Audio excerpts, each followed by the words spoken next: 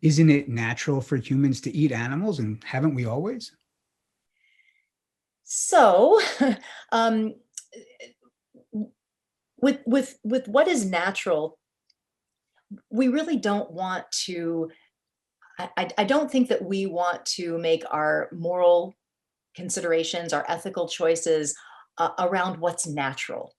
um, that it would be a very different human society if we looked to non-human animals as what to do. We wouldn't be living in houses, we wouldn't be going to the bathroom in toilets. We would, there's a lot of things we do that are not natural, and that's not necessarily that they're not healthy or they're not good. So it's a tricky argument, and what we're finding, though, what's very interesting is that science is telling us that our bodies actually react better to a plant-based diet, that our bodies do better, we feel better, we live longer, we live healthier on a plant-based diet. So doesn't that seem natural? I would think that we'd want to do what's best for our bodies. And then in reflection, wow, how wonderful that it's better for the animals. It's better for the planet too. So many great connections around plant-based eating. So I don't think we need to look to what's necessarily natural, but what's best for us. And so eating arsenic, that's natural, but not good for you. So plant-based eating is really ultimately the best thing we can do for our bodies, for the planet, for the animals. Do you think pigs, cows, chickens, and turkeys are too dumb to understand, feel, or even care about pain, suffering, and loss?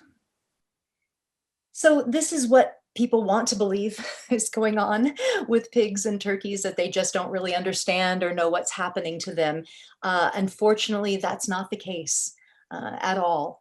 And just like our dogs and cats at home, how we know the dogs and cats that live in our lives, that live in our homes. We know when they are sad, we know when they're hurt, we know when they're suffering, we know when they're happy, we know when they're joyful. We can see those emotions in them. It is the exact same with pigs and chickens and turkeys and goats and cows. These animals and fish as well, these animals have the same capacity for pain that we do, the same capacity for fear and anxiety that we do, that our dogs and cats do, and for joy and for forming friendships and having complex emotions. We're learning so much around these animals with science and with observation. There's now thousands and thousands of animals in human care on sanctuaries where these animals have been rescued and they're being taken care of by people. And the stories are just amazing. The stories of, the friendships that are formed, and animals that have friendships, and then one will be separated or one will die and the other will grieve and grieve for their friend. Uh, all kinds of amazing stories around the complexity of their emotions. So yeah, no, they are not dumb or unfeeling as many people believe. And I think that they want to believe that because they know that these animals are suffering terribly in animal agriculture, in the confinement and indoor conditions and brutality, and the workers shoving them and throwing them. So we want to dull ourselves and believe that they're not experiencing that, but they are. They're experiencing every one of those miseries, every one of those intensive emotions. So what we can do about it, there's something we can do about it, and that's to reduce or eliminate our animal product use, and go vegan, because then we're not contributing to their suffering, and we're contributing to them living full, beautiful, healthy, happy lives. Does the USDA and the United States government make sure animals raised for food are treated well? Well, no. Short answer is no. The longer answer is that, animal agriculture is a business. It's animal agribusiness, and it's in place to make money. That is the bottom line. That is the reason that it exists. It's not to care for animals. It's not to raise animals. It's to make money. That's their reason for existing. And they're going to do anything that they can to make as much money as they can. And what we're learning and what we now know because of undercover investigations, because of seeing this industry for what it is for the last 30, 40 years, we now know that to make more money, the animals they suffer more. They're confined more. They have terrible, bodily mutilations that happen to them, like debeaking and dehorning, because of the tight confinement, because they want to make money on these animals. So the USDA, the other regulatory agencies, there is practically no laws that are in place to protect these animals. And actually, any statutes that are on the books for animal protection, federally, state, local, generally farmed animals are exempt from those laws and regulations. So what would be done to a dog or a cat in someone's home, and that person could get fines and jail time for abuse, neglect. The same thing happens to cows and pigs in animal agriculture, and it's just business as usual. These people are making money on it. They actually get a paycheck for abusing the animals. So, no, there's no regulations and no protections for these animals. It's really a brutal system, and the laws protect the money makers. The animal agriculture industry is protected from the abuse that they perpetrate. Which labels should I use to decide if meat is grown ethically? Should I feel good if it says organic, grass-fed, grass-finished, free range, access to outside, hormone-free, antibiotic-free, natural, or something like this?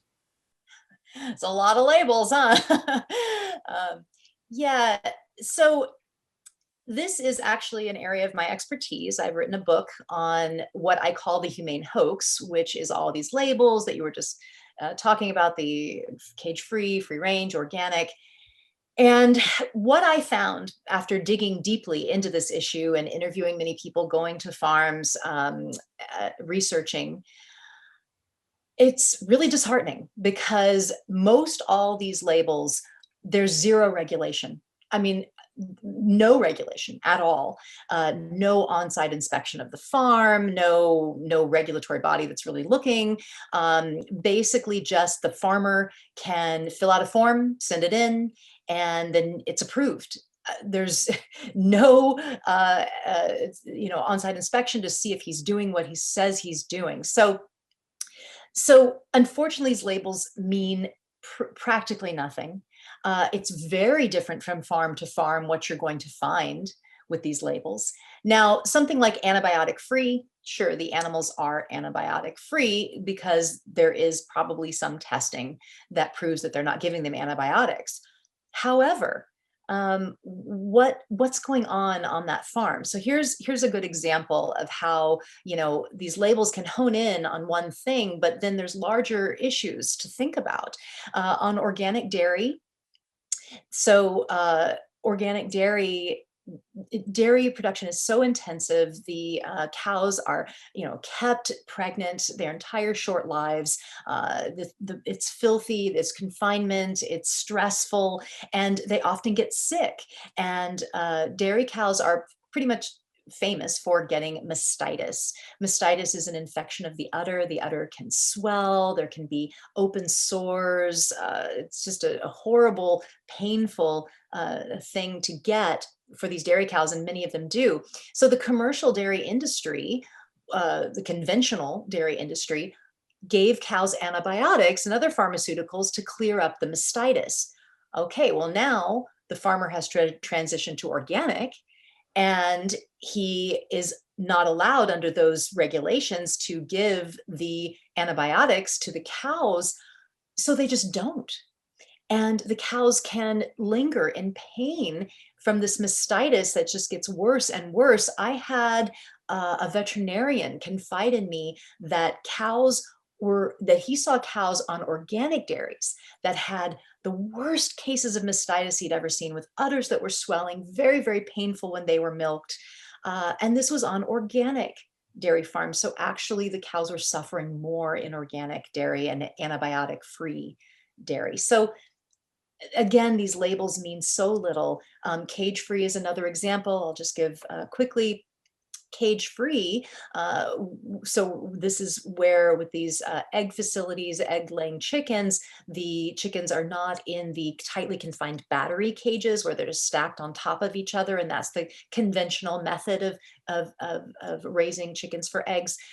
So they're taking them out of the battery cages, putting them in these floor confinement buildings where there's just thousands of birds on the floor. And depending on the barns and the situation in the farm, it can be worse. These chickens can be, so tightly confined. They can peck at each other. They are, they have no sun on their bodies, no ability to do natural behavior, dust bathe, and they live in utter misery in these tightly confined barns. Yet they've got a label, cage free, which is making people think that everything's fine now. All problems have been resolved. But there's just one aspect of their life that has changed, and that's is that we've gone from a small cage to a big cage, and that's it. Every other misery that they endure is still happening to them. They're still killed at a very young age. They go to slaughter at a very, very young age. They're dying of ovarian cancers and problems and sickness and disease. So the labels, unfortunately, mean very little. My advice is to not waste your money on these labels, because you're going to have to pay more and you don't know what you're getting. You don't know if it's any better. The best thing to do is, instead of switching from one label to another or one type of farming to another, is to reduce your amount of dairy, reduce your amount of eggs, and eventually transition to a vegan diet.